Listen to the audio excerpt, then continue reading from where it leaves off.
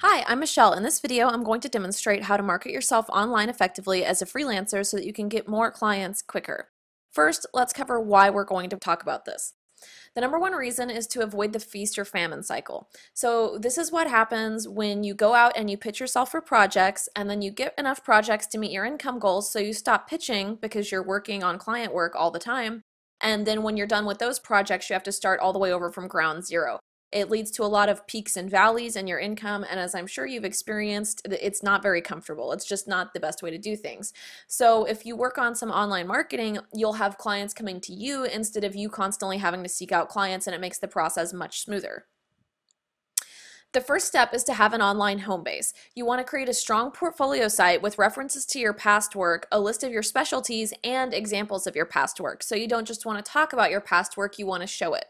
If possible, you should include testimonials from past clients. If you're just getting started, you might not have those, and that's okay, but ideally your portfolio site will have these. And you want to have an easy way for people to contact you. Why do you want to do all of this? Because with the other steps that we're going to cover, you'll be getting your name out there, and you need to have a home base to drive traffic back to with the way for new clients to contact you. So this is an example of a resume site from a local designer.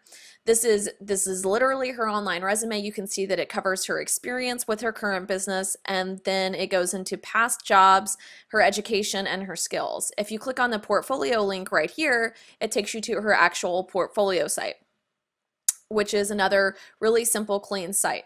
If you click on the portfolio link up there, it takes you to examples of her work so that you can see what it looks like. And then if you click on the rave reviews link up here, it takes you to client testimonials. So this one checks all the boxes. This is another example from another local designer. And this guy took a slightly different approach. He has all of his work on the very front page so that people can see what it looks like. If you scroll down, there's a little blurb about him and a link to his LinkedIn profile. And then over here, there's the different categories of design he's done. There's an about page and there's a contact page. So there's no testimonials, but he covers all the other points pretty accurately. So once you've got an online home base, you want to start working on your social media strategy. We're going to talk about Twitter first. So Twitter, the goal is to show expertise and personality. Twitter is a lot more conversational than some of the other ones we're going to talk about. So you can curate content with buffer and/or IFTTT, and we're going to talk about those in a second, and share it with your commentary. And you can also research 1 to 3 industry hashtags and search for them on a regular basis to see if there are discussions that you can participate in or questions to answer. So an example of that is that you can see here I've searched for the hashtag freelancing, and there's just mostly it's a bunch of blog posts about freelancing. But if there are things to discuss, things that you can jump in on, if there would be something that a question that someone asked that I could answer, that would be a great way to do it. So for you, you might search for design or development. This is what buffer looks like. You can see I've got one tweet up right now. The idea is that you set a schedule, and you can see that I've got it to post 6 times every day. You can change it so that it's Monday, Wednesday, Friday, or only weekdays, whatever. And you can set it up so that it's less posting times as well. So once you add something to your buffer, it goes out at the next time. I added something to my buffer in between 11:30 and 1:30, so it goes out at 1:30. If I added something now, it would go into the 3:30 slot. Another feature that they've added recently that goes into the content curation strategy we're talking about here is the suggestions. So it'll show you articles that are good because they're being shared, show you articles that are being shared. So the idea is that these are good things. You can sort by topic, or you can just scroll through here. So for me, since I do content marketing, it might make sense to share this article, which is about content marketing at scale. You can just click add, and then you can edit it, add some commentary. For you, it might make more sense to add this. So that's the gist of buffer and how it works. There's also a Chrome extension that you can use. It's really easy to add things as you're reading them. If you want to automate it even more, for example, with IFTTT, which is ifthisthenThat.com, you can set it up so that if you read things in Pocket, when you favorite something in Pocket, it goes to buffer immediately. I have that set up, as you can see. But there are other triggers too. If you don't want to set up buffer, you can set it up so that it automatically tweets what you favorite in Pocket. So when you favorite it in Pocket, it just automatically has a tweet go out about it. You can also set it up for Instapaper.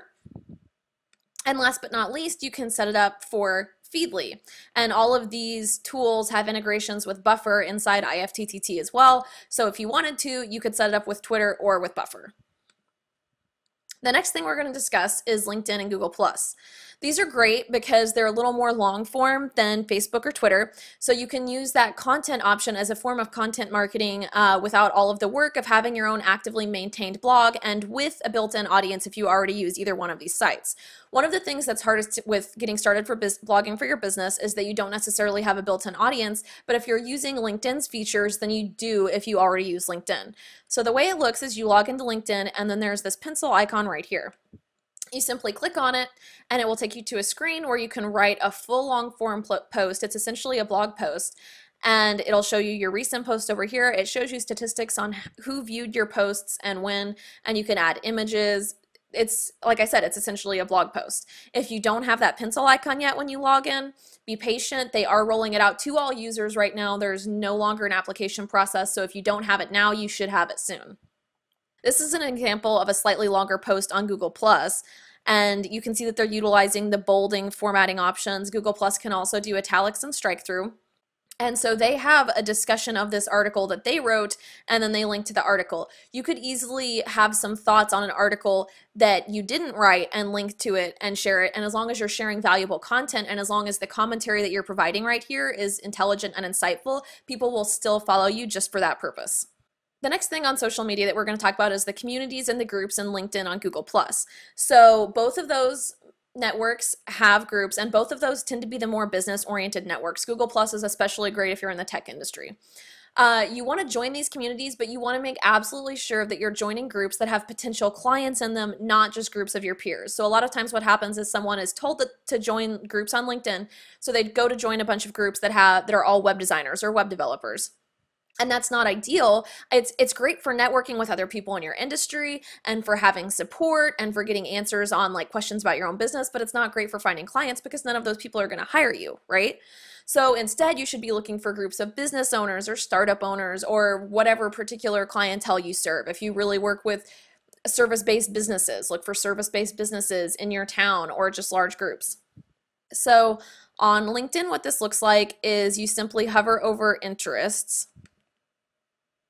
and then you click groups, and then it takes you to this screen, and you can find groups. You can find a group by clicking here, and typically then you enter a topic or keywords. So again, if you work with service-based business owners, you might say service-based business owners. If you work with people in the construction industry, you would type in construction industry owners.